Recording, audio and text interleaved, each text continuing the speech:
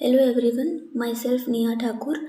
And आज की class में हम लोग बायोलॉजी 90 इंपॉर्टेंट टॉपिक्स का next topic number 11 that is non chordates ये डिस्कस करने वाले हैं। इस क्लास में हम लोग जितने भी एनसीईआरटी बेस्ड क्वेश्चंस है वो सारे कवर करने वाले। उसमें assertion, reasons, match the pairs, statement wise, correct, incorrect, उसके बाद जो भी इम्पॉर्टेंट पीवाईक्यूज थे और एनसीईआरटी एग्जाम्पलर, ये सारे क्वेश्चंस मैंने इंक्लूड किए। तो फर्स्ट क्वेश्चन के साथ स्टार्ट करते हैं। Question number 1. Consider the following statement regarding the water transport system in porifera. Porifera के रिगार्डिंग हमको करेक्ट स्टेटमेंट्स बताने। Water enters through the minute pores ostia in the body wall into a central cavity called as spongocoel. Statement एकदम correct है। Second है water goes out through the osculum. ये भी statement correct है। जो water है बाहर किसकी हेल्प से जाता है? ऑस्क्यूलम की हेल्प से जाता है। This pathway is helpful in food gathering. Correct है। Respiratory exchange, yes, and locomotion. अब एनसीईआरटी में इस पाथवे के बारे में गिवन है कि वो फूड गैदरिंग, रेस्पिरेटरी एक्सचेंज और एक्सक्रीशन इसमें हेल्प करता है। लोकोमोशन का कुछ कोई भी रोल नहीं है। फोर्थ स्टेटमेंट है कोएनोसाइट्स और collar cells line the spongocoel and the canals. ये स्टेटमेंट भी कैसा है? एकदम करेक्ट है। हमको करेक्ट स्टेटमेंट्स पूछने थे। थर्ड वाला स्टेटमेंट हमारा इनकरेक्ट क्यों है? क्योंकि वहाँ लोकोमोशन मेंशन था। और ये वाला जो पाथवे किस में हेल्प करता है? Food gathering, respiratory exchange and excretion. ये इंपॉर्टेंट क्वेश्चन था, इसको मार्क कर लेना है कि कहाँ कहाँ पर ये हमको हेल्प करता है। तो हमारे करेक्ट स्टेटमेंट्स कौन से हैं? 1, 4 and 1, 2 and 4। 1, 2 and 4 means option number A क्या है हमारा? करेक्ट है। Next question number 2. Which of the following combination regarding the sponge reproduction is strictly correct according to the NCERT. वापस स्पॉन्जेस के ऊपर है, लेकिन इस बार रिप्रोडक्शन के बेसिस पर हमको करेक्ट स्टेटमेंट्स बतानी है। Sexes are separate. नो, यहाँ पर क्या चाहिए था? Sexes are not separate. Fertilisation is internal, development is indirect, इसीलिए ये स्टेटमेंट कैसा है? रॉन्ग है। सेकेंड है सेक्सेस आर नॉट सेपरेट, ठीक है, ये करेक्ट है। Fertilisation is external. No, fertilisation कैसे होती है? इंटरनल होती है, तो ये भी कैसा हो गया? गलत। नेक्स्ट है development is direct. Next third statement है, ये स्टेटमेंट भी हमारा कैसा है फिर? रॉन्ग। थर्ड स्टेटमेंट है हर्माफ्रोडाइट। हर्माफ्रोडाइट मतलब ही सेक्सेस आर नॉट सेपरेट, मतलब ये hermaphrodite is correct. Fertilisation is internal, development is indirect, ये स्टेटमेंट कैसा है? बिल्कुल करेक्ट है, क्योंकि यहाँ हर्माफ्रोडाइट ये भी करेक्टली डिस्क्राइब हो रहा है। फर्टिलाइजेशन इंटरनल ही रहती है और डेवलपमेंट भी कैसे रहती है? इनडायरेक्ट रहती है। Next question number 3।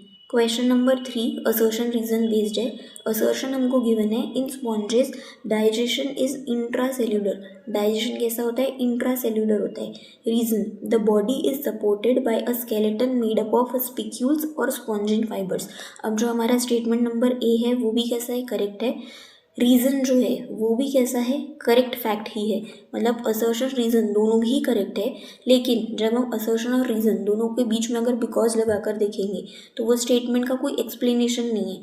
In sponges digestion is intracellular because the body is supported bye skeleton made up of spicules and spongin fibres.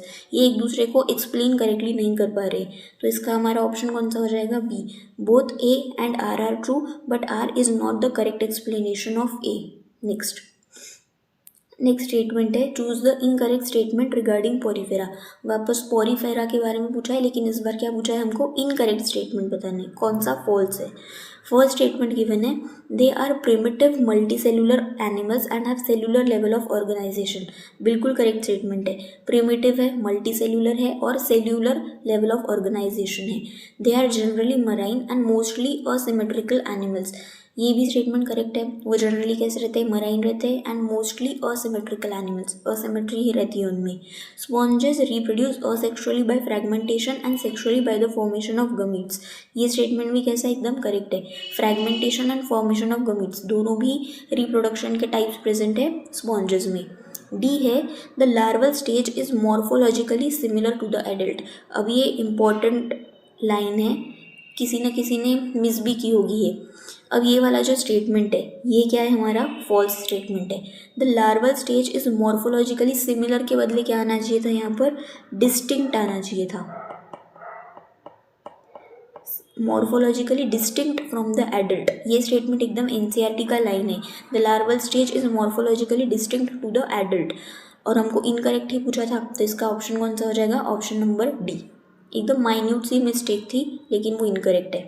Next question number 5, regarding cnidarians identify the correct statements. अब हमको बताने कौन कौन से correct statements है। The name Cnidaria is derived from cnidoblast और cnidocytes. Second statement है cnidoblast are used for anchorage, defence and for the capture of prey. दोनों भी स्टेटमेंट्स कैसे है? एकदम करेक्ट है। थर्ड है they exhibit tissue level of organisation and are triploblastic. अब जो निडेरियंस रहते हैं वो ट्रिप्लोब्लास्टिक नहीं रहते, वो क्या रहते हैं? डिप्लोब्लास्टिक। तो ये वाला स्टेटमेंट क्या हो गया? Wrong. Fourth, they have central gastrovascular cavity with a single opening mouth और द हाइपोस्टोम। अब ये स्टेटमेंट कैसा है? एकदम करेक्ट है। First statement, second statement and fourth statement, तीनों भी स्टेटमेंट्स का है एनसीईआरटी की लाइन से। तो हमारे करेक्ट स्टेटमेंट्स कौन से हो जाएंगे? 1, 2 एंड 4। मतलब हमारा ऑप्शन नंबर बी क्या हो जाएगा? करेक्ट। नेक्स्ट क्वेश्चन नंबर 6 है हमारा match the following pairs. Organism है और उसके बाद में बॉडी फॉर्म गिवन है।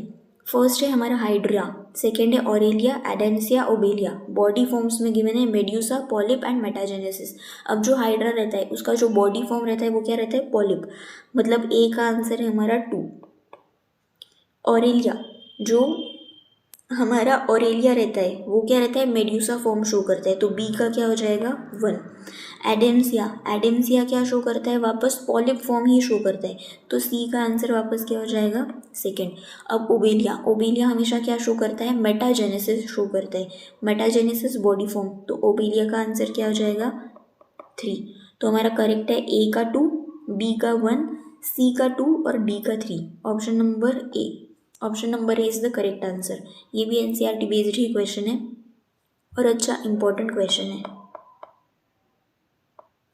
Next question number 7, which of the following is not a feature of coelenterata. Coelenterata का कौन सा फीचर नहीं है? Digestion is extra cellular and intracellular, correct feature है। Some cnidarians like corals have a skeleton composed of calcium carbonate, ये statement भी एकदम correct है। थर्ड स्टेटमेंट गिवन है polyps produce medusa sexually and medusa forms the polyp asexually. अब ये जो statement है ये रिवर्स हो गई है। इसकी करेक्ट स्टेटमेंट क्या रहती है? जो भी हमारा पॉलिप फॉर्म रहता है और मेड्यूसा फॉर्म रहता है, पॉलिप टू मेड्यूसा, अगर ये बॉडी फॉर्म से, तो polyp produces medusa asexually and medusa produces polyp, ये क्या रहता है? सेक्सुअली।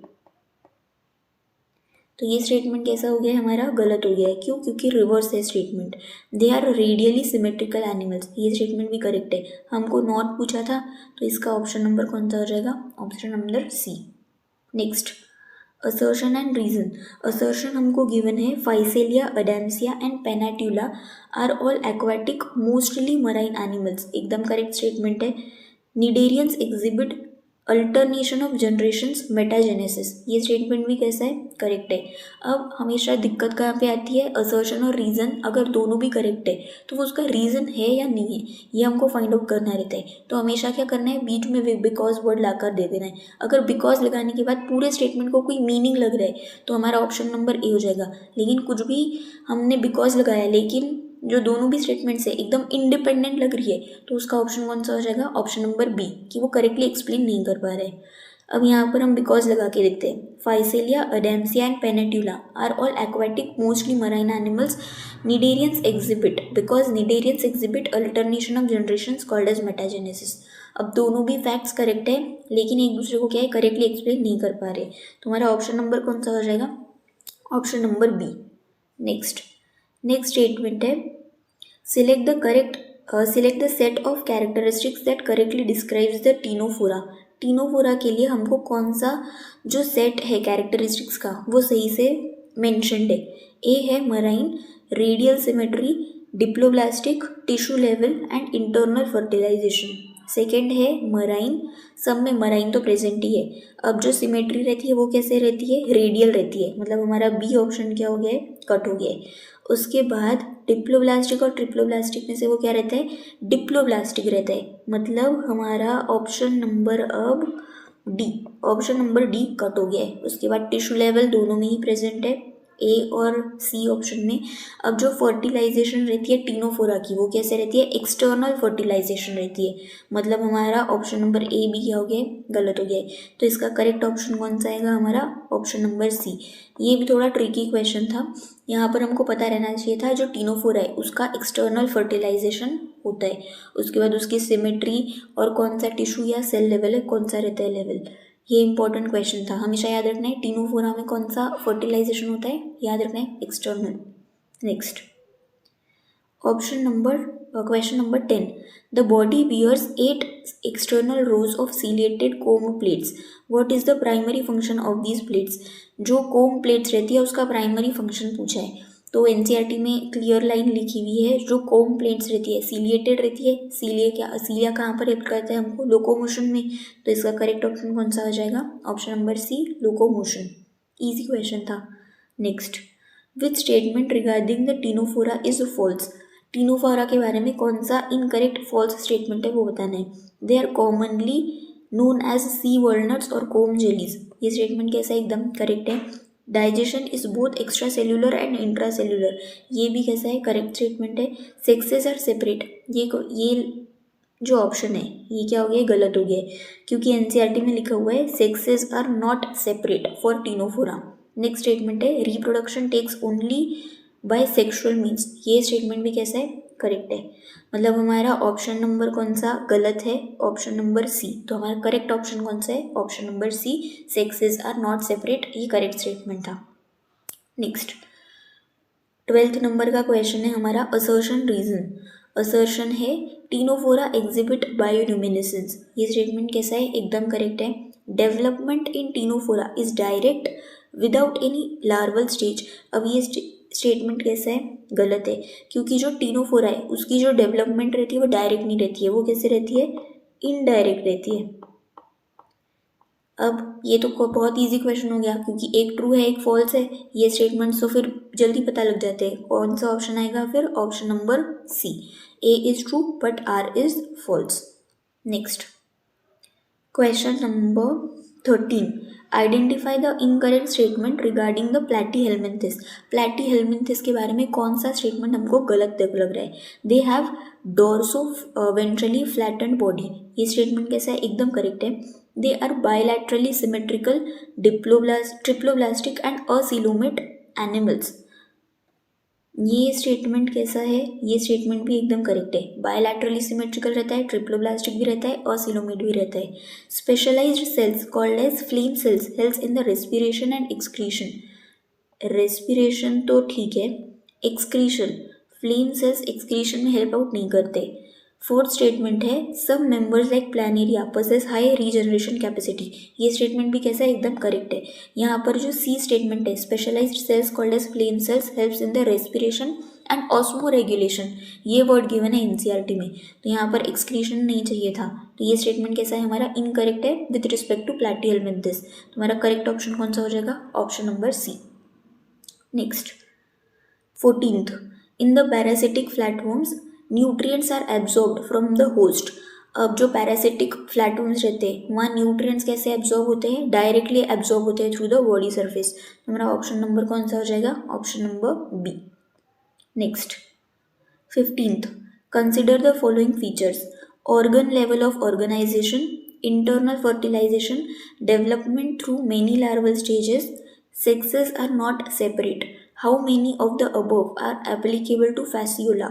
अब हमको बताना था कि fasciola प्लैटीहेल्मिन्थिस इसके लिए कौन से फीचर्स करेक्ट है। ऑर्गन लेवल रहता है, करेक्ट स्टेटमेंट है। इंटरनल भी फर्टिलाइजेशन रहती है, लार्वल स्टेजेस भी प्रेजेंट है, सेक्सेस आर नॉट सेपरेट, सारे फीचर्स कैसे है, करेक्ट है। तो कितने फीचर्स करेक्ट है, 4, ऑल 4 आर करेक्ट। तो ऑप्शन नंबर कौन सा हो जाएगा, option number D, all 4। Next है match the columns. Match the columns के एकदम इजी क्वेश्चंस आते हैं, अगर कोई भी एक या दो आ गया तो रिमेनिंग क्या होता है, उसका आंसर होता है। हमको कॉलम 1 में गिवन है टीनिया, फैसियोला, प्लानेरिया, कॉलम 2 में है liver fluke, high regeneration and tape 1। उसके बाद हमने अभी देखा प्लानेरिया क्या रहता है, हाई रीजनरेशन शो करता है, तो सी का क्या आएगा, 2 आएगा। सी का 2 मतलब ए और डी दोनों ऑप्शंस कैसे हो गए, कट हो गए। टीनिया क्या रहता है, टेपवर्म का नाम है, तो ए का क्या आएगा 3। फेसियोला क्या रहता है, लिवर फ्लूक रहता है, तो फेसियोला का क्या आएगा 1, मतलब ए का 3, बी का 1 और सी का 2। ऑप्शन नंबर कौन सा है ये हमारा, option number A. Easy question था। Next, phylum aschelminthes, which of the following statement is strictly true for the aschelminthes. Aschelminthes के लिए हमको कौन सा स्टेटमेंट ट्रू दिख रहा है वो हमको बताना है। एलिमेंट्री कैनल इज इनकम्प्लीट, अब यहाँ पर इनकम्प्लीट के बदले क्या चाहिए था, कंप्लीट चाहिए था। with a muscular pharynx. They are bilaterally symmetrical, triploblastic and coelomate. अब यहाँ coelomate के बदले क्या चाहिए था, pseudocoelomate। हमेशा याद रखना है ऐसा कौन सा फाइलम है जो सूडोसिलोमेट शो करता है, एस्केलमिंथिस, तो हमारा बी स्टेटमेंट भी गलत है। An excretory tube removes the body waste through the body cavity through the excretory pore, ये स्टेटमेंट कैसा है, एकदम करेक्ट है। डी ऑप्शन हमको गिवन है, फर्टिलाइजेशन इज एक्सटर्नल, अब यहाँ एक्सटर्नल के बदले क्या चाहिए था, internal. And development is always direct, ये मतलब ए बी और डी सारे स्टेटमेंट्स हमारे कैसे गलत है, तो हमारा ऑप्शन नंबर सी क्या हो जाएगा, correct answer. Next, question number 18 regarding the sexual dimorphism in the round worms. Round worms sexes कैसे रहते हैं, सेपरेट रहते हैं, मतलब हमारा ऑप्शन नंबर सी क्या हो जाएगा, गलत हो जाएगा। अब जो मेल और फीमेल्स रहती है वो कैसे रहते हैं, एकदम डिस्टिंक्ट रहते हैं, हमको पहचान में आते हैं कि ये मेल बॉडी है और ये फीमेल बॉडी है। तो डी ऑप्शन में हमको क्या गिवन है, male and females are not distinct, तो हमारा ये ऑप्शन भी क्या हो जाएगा, गलत हो जाएगा। अब फर्स्ट स्टेटमेंट में गिवन है, sexes are separate dioecious and males are often longer than females। B option में गिवन है, sexes are separate dioecious and females are often longer than males। तो हमेशा याद रखना है फीमेल्स लॉन्गर रहती है than the males, female longer and sexes are separate, ये उसका क्या है, करेक्ट ऑप्शन। तो ऑप्शन नंबर बी क्या हो जाएगा हमारा correct answer. Next, question number 19। Question number 19 given है हमको, the body of aschelminthes is circular in cross section, hence the name round worms. They have tissue level of body organisation, organ level of body organisation, organ system level of body organisation and cellular level of body organisation. अब इसके लिए हमको पता रहना चाहिए जो हमारा एस्केलमिंथिस phylum है उसका सिस्टम कौन सा लेवल रहता है, ऑर्गन सिस्टम लेवल रहता है। तो टिश्यू भी नहीं, ऑर्गन भी नहीं, सेल्यूलर भी नहीं, इसका करेक्ट ऑप्शन कौन सा है, option number C, organ system level of body organisation. अच्छा क्वेश्चन था, ऑर्गन और ऑर्गन सिस्टम में हम कंफ्यूज रह सकते हैं, एनसीईआरटी में लेकिन गिवन है जो एस्केलमिंथिस है वो क्या रहता है, ऑर्गन सिस्टम लेवल रहता है। Next, 20 aschelminthes are called as pseudocoelomates, statement कैसा है, एकदम करेक्ट है। उसके बाद है, the body cavity is not lined by mesoderm, correct है। Instead mesoderm is present as scattered pouches between the ectoderm and endoderm, ये स्टेटमेंट भी कैसा है, करेक्ट है। अब बिकॉज लगा के देखते हैं, aschelminthes are called as pseudocoelomates because the body cavity is not lined by the mesoderm, instead mesoderm is present in the scattered pouches between the ectoderm and endoderm. एक लेयर रहती है ectoderm, एक रहती है एंडोडर्म, उसके बीच में अगर scattered pouches present रहेंगे किसके, मेसोडर्म के, तो उसी को हम क्या बोलते हैं, सूडोसिलोमेट बोलते हैं। और इसीलिए एस्केलमिंथिस क्या है, सूडोसिलोमेट है, मतलब असर्शन रीजन दोनों भी ट्रू है और जो असर्शन है करेक्टली एक्सप्लेन भी कर रहा है, तो इसका ऑप्शन नंबर कौन सा हो जाएगा, option number A. Easy question था ये, बिकॉज लगाने पर एकदम सेंस बन रहा था तो हमने ऑप्शन नंबर क्या चूज कर लिया है, A. Next, phylum annelida, they possess longitudinal and circular muscles which help in the locomotion। this applies to longitudinal and circular muscles जो हमको लोकोमोशन में हेल्प करते हैं एनिलिडिया को, तो ये किसका स्टेटमेंट है, एनिलिडिया का ही स्टेटमेंट है। बहुत इजी क्वेश्चन था। उसके बाद question number 22, consider the neural system of Annelida, it consists of. अब जो न्यूरल सिस्टम रहता है एनिलिडा का वो अनपेड नहीं रहता है, तो हमारा ऑप्शन नंबर सी क्या हो गया, गलत। पेयर्ड रहता है and connected by lateral nerves, ventral nerves नहीं रहता है, तो हमारा ऑप्शन नंबर डी भी क्या हो गया, गलत हो गया है, यहाँ पर वेंट्रल नहीं चाहिए था। अब A and B, paired ganglia connected by the lateral nerves to a single dorsal nerve cord, single नहीं रहता है, यहाँ पर क्या रहना चाहिए था, डबल। अनपेड अनपेड गलत हो गया है, सिंगल गलत हो गया है, वेंट्रल गलत हो गया है। Paired ganglia connected by lateral nerves to a single ventral nerve cord, double ventral nerve cord. Correct क्या आएगा? Option number B. पेड रहता है, लैटरल नर्व से कनेक्टेड रहता है और डबल वेंट्रल नर्व कॉर्ड रहता है। ये सब डाटा एनसीईआरटी में गिवन है, ये याद रहना चाहिए। Next question number 23, which of the following is a correct difference between Nereis and earthworm. Nereis और अर्थवर्म को हम कैसे क्लासीफाई कर सकते हैं, डिफ्रेंशिएट कर सकते हैं? Nereis is terrestrial while earthworm is aquatic. No. Nereis possess parapodia for swimming, earthworm does not. ये स्टेटमेंट करेक्ट है। Nereis is monoecious. No, Nereis क्या रहता है? डायोशियस रहता है। मतलब ये स्टेटमेंट भी कैसा है? गलत। हमारा ऑप्शन नंबर बी क्या हो जाएगा? करेक्ट। जो नेरिस रहता है उसके पास क्या रहता है? पैरापोडिया रहता है। पैरापोडिया किस में हेल्प करता है? स्विमिंग में हेल्प करता है। लेकिन जो अर्थवर्म है, अर्थवर्म के पास ऐसे कोई भी पैरापोडियाज रहते नहीं है। तो हमारा ऑप्शन नंबर क्या हो जाएगा? बी। B is correct. उसके बाद nephridia in the annelids help in. अब नेफ्रीडिया हमको एनिलिड्स को कहाँ पर हेल्प करते हैं? Osmoregulation and excretion. स्टेटमेंट कैसा था? एनसीईआरटी स्टेटमेंट, एकदम इजी क्वेश्चन था। Next question number 25, which of the following sets of the features correctly defines the arthropoda? Organ system level, organ system level he present रहती है, मतलब हमारा D option क्या हो जाएगा? गलत हो जाएगा। Bilateral bilateral bilateral bilateral symmetry ही रहती है। उसके बाद ट्रिप्लोब्लास्टिक ही रहते हैं। उसके बाद सीडोसिलोमेट, हमने अभी देखा था एस्केलमिंथिस ही एक ऐसा फाइलम था जो सूडोसिलोमेट था। तो यहाँ पर आर्थ्रोपोडा के लिए गिवन है, मतलब हमारा ए ऑप्शन भी कैसा हो गया? गलत।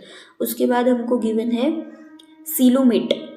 उसके बाद क्लोज्ड सर्कुलेटरी सिस्टम, आर्थ्रोपोडा में ओपन सर्कुलेटरी सिस्टम रहता है। तो ये ऑप्शन भी क्या हो गया हमारा? गलत। थर्ड वाला एक बार चेक कर लेते हैं। ऑर्गन सिस्टम लेवल करेक्ट है, बायलैटरल सिमेट्री करेक्ट है, triploblastic is correct, segmented also correct, coelomate also correct, open circulatory system. Option number C क्या हो जाएगा हमारा? Correct option. Next, Which of the following respiratory organs are not mentioned in the NCERT for arthropoda? Arthropoda के लिए कौन सा respiratory organ given नहीं है? गिल्स प्रेजेंट है, यस, बुक गिल्स भी प्रेजेंट है, बुक लंग्स भी प्रेजेंट है, स्किन प्रेजेंट नहीं है। तो हमारा स्किन क्या हो जाएगा? Correct option. ये भी एकदम इजी क्वेश्चन था। नेक्स्ट है वापस मैच द फॉलोइंग आर्थ्रोपोडा के लिए। एपिस, अब जो एपिस रहता है वो क्या रहता है? हनी भी रहता है, एपिस इंडिका। उससे हमको क्या मिलता है? हनी मिलता है, हनी बी से। तो वो क्या है? इकोनॉमिकली इम्पॉर्टेंट है। इकोनॉमिकली इम्पॉर्टेंट, ए का क्या आ जाएगा हमारा? Option number 4। लोकुस्टा, लोकुस्टा क्या है हमारा? Gregarious paste. तो बी का क्या आ जाएगा? 3। लिम्यूलस क्या है हमारा? लिविंग फॉसिल है। तो सी का क्या आएगा? 1। और जो क्यूलेक्स है, क्यूलेक्स क्या रहता है? एक मॉस्किटो रहता है। मॉस्किटो क्या रहता है? वेक्टर रहता है। तो यहाँ पर डी का क्या आएगा? 2, ए का 4, उसके बाद बी का 3, सी का 1 और डी का 2। ऑप्शन नंबर कौन सा करेक्ट हो जाएगा हमारा? Option number A. Next, excretion takes place through the malphizian tubules. This feature belongs to the phylum that also has. अब excretion through the malphizian tubules, ये किसका फीचर है? आर्थ्रोपोडा का फीचर है। ये फीचर हमको पता रहना चाहिए किसका है? आर्थ्रोपोडा का। आर्थ्रोपोडा का और कौन सा फीचर है? Calcareous shell, no. Jointed appendages, yes, arthropoda का एक फीचर है jointed appendages. Parapodia, no. Water vascular system, no. तो ए, सी और डी किसके फीचर है? एक बार देख लेते हैं। कैलकेरियस शेल, ये किसका फीचर रहता है? मॉलिस्का का। उसका जो बाद जो पैरापोडिया है ये किसका फीचर देता है? अभी हमने देखा था किसका रहता है? एनीलिडा का। उसके बाद वाटर वेस्कुलर सिस्टम, ये किसका रहता है? एकिनोडर्मेटा।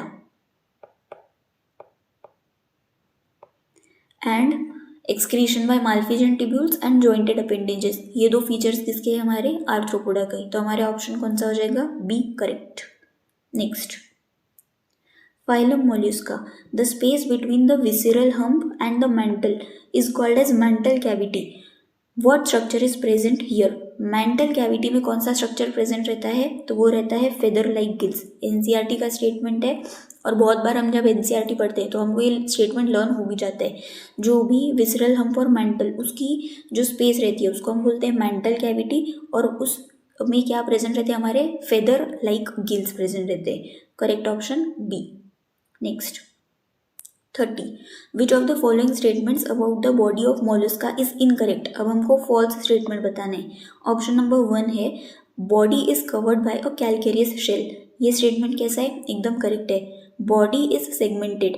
अब जो हमारा मोलस्का है उसकी बॉडी सेगमेंटेड रहती है क्या, नहीं रहती है, तो यहाँ पर सेगमेंटेड ये वर्ड नहीं आना चाहिए था। With a distinct head, muscular foot and visceral hump, ये स्टेटमेंट तो गलत हो गया है, मतलब हमारा ऑप्शन कौन सा हो जाएगा, बी ही सही हो जाएगा।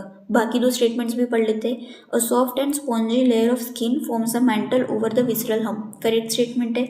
The anterior head region has a sensory tentacles, ये स्टेटमेंट भी कैसा है, करेक्ट। इनकरेक्ट कौन सा हो जाएगा हमारा, B.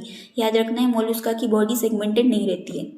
Next question number 31, the mouth of the Mollusca contains a file-like rasping organ for feeding. It is called as radula.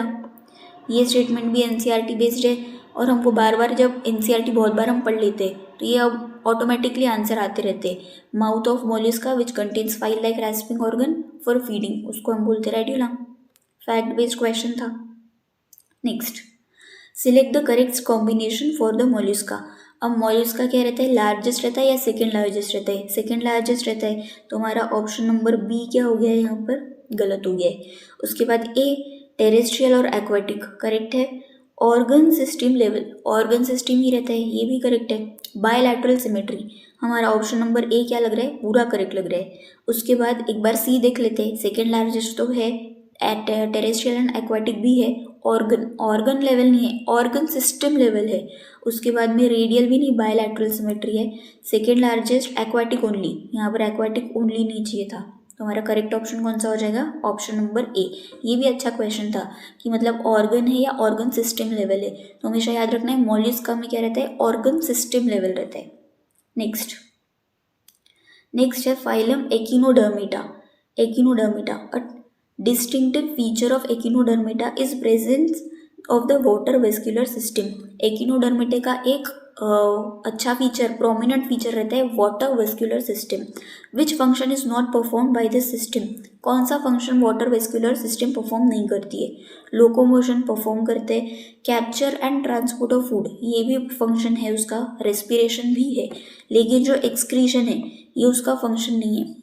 जो एकिनोडर्मिटा है उसकी हम जब एनसीईआरटी पढ़ेंगे तो वहाँ पर एक क्लियर लाइन लिखी हुई है, excretory system is absent. Excretory system जो हमारा एकिनोडर्मिटा है उसमें एब्सेंट रहती है, तो यहाँ पर जो एक्सक्रीशन है ये क्या है, हमारा करेक्ट आंसर है कि water vascular system excretion perform नहीं करती है।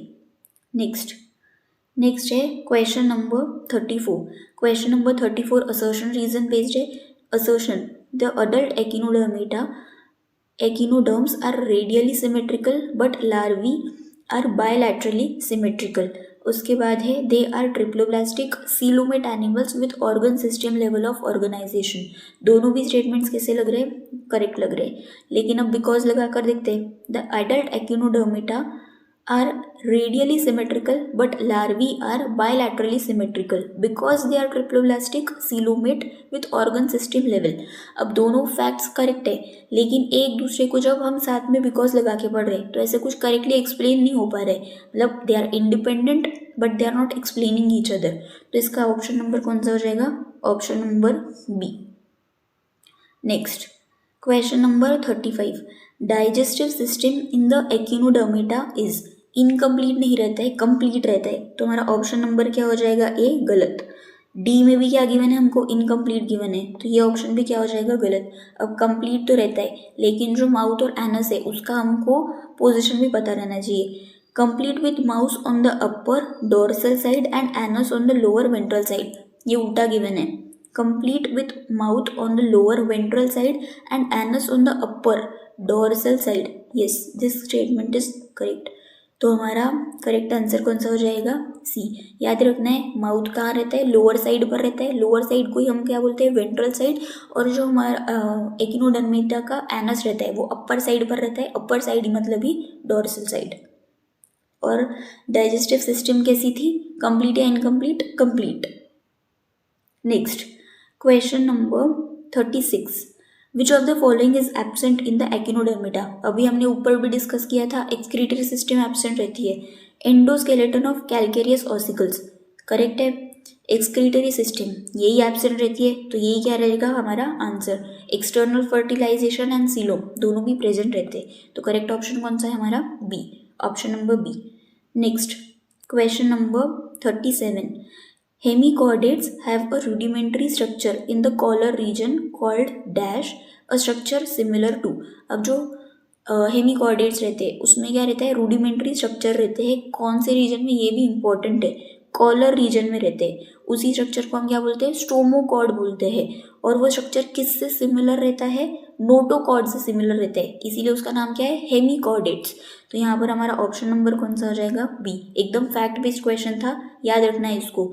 और कॉलर रीजन में प्रेजेंट रहता है स्टोमोकॉर्ड, ये भी एक इंपॉर्टेंट फैक्ट था। Next question number 38। The body of hemichordates is cylindrical and is composed of. जो बॉडी रहती है हेमिकॉर्डेट्स की वो सिलेंड्रिकल रहती है और वो क्या क्या कंपोज करती है? Head, thorax, abdomen. नहीं, ये तो कॉकरोच आर्थ्रोपोडा का है। Proboscis, collar and trunk. Yes, ये स्टेटमेंट करेक्ट है। सी स्टेटमेंट है head, muscular, foot and visceral hump. ये किस में था? मोलस्का में था। तो हेमिकॉर्डेट्स के लिए याद रखना है क्या रहता है? Proboscis, collar and trunk. एक क्वेश्चन होमवर्क आपको बताना है, ये जो ट्रंक रहती है ये लॉन्ग रहती है या ये शॉर्ट रहती है। उसके बाद जो प्रोबोसिस रहता है वो एंटीरियर रहता है या पोस्टीरियर रहता है, ये आपको बताना है कमेंट सेक्शंस में। Next question number 39। Identify the incorrect match regarding the hemichordates. Incorrect बताना है हमको कौन सा है? Circulatory system, open type, correct statement है। रेस्पिरेशन, गिल्स, ये भी क्या है? करेक्ट है। एक्सक्रीटरी ऑर्गन, प्रोबोसिस ग्लैंड, ये भी कैसा है? करेक्ट है। अब fertilisation is internal. Fertilisation hemichordates में इंटरनली रहती है, कैसी रहती है? एक्सटर्नल। ये जो इंटरनल एक्सटर्नल ये वाला जो एक चार्ट है ये पूरा एनसीईआरटी के बैक साइड में, मतलब चैप्टर कंप्लीट होने के बाद एक टेबल में पूरा गिवन है, वो सब याद रहना चाहिए। इंटरनल एक्सटर्नल फर्टिलाइजेशन, इसमें कंफ्यूजन हुआ तो फिर बहुत सारे स्टेटमेंट वाइज क्वेश्चन हमारे गलत हो सकते हैं। हेमिकॉर्डेट्स में फर्टिलाइजेशन कैसा रहता है? एक्सटर्नल। हमको इनकरेक्ट बताना था, तो 39 का आंसर क्या हो जाएगा? D. Next 40। Which of the following is hemichordate? Cucumaria, Saccoglossus, Chaetopula, Pleura and Ascidia। अब इसमें से हेमिकॉर्डेट कौन सा है हमारा? सैकोग्लॉसस। ऑप्शन नंबर बी क्या हो जाएगा हमारा? करेक्ट। एक बार बाकी ऑप्शंस भी देख लेते हैं किसके एग्जाम्पल है।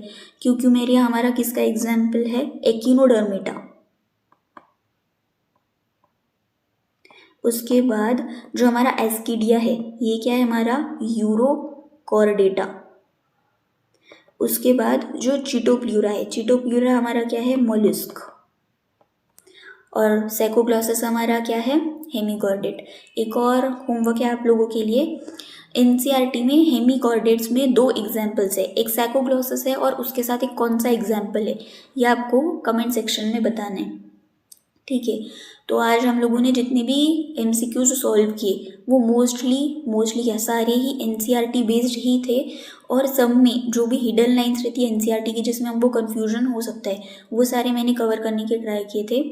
इसके बाद आपको कोई भी क्वेश्चन में अगर डाउट है या क्वेरी है तो आप क्या कर सकते हैं? कमेंट बॉक्स में टाइप कर सकते हैं कि ये क्वेश्चन में हमको डाउट है। उसके बाद मैंने आपको 2 होमवर्क क्वेश्चंस दिए थे कि हेमिकॉर्डेट्स में कौन सा एक और एग्जाम्पल है। उसके बाद जो भी हेमिकॉर्डेटा का बॉडी का 3 पार्ट्स थे, प्रोबोसिस, कॉलर, ट्रंक, उसका क्या डिस्क्रिप्शन गिवन है NCERT में, ये आपको कमेंट सेक्शन में बताना है। तो आज के टॉपिक के लिए हम इतने ही क्वेश्चंस प्रैक्टिस करेंगे। होप आपको ये लेक्चर अच्छा लगा होगा। Thank you.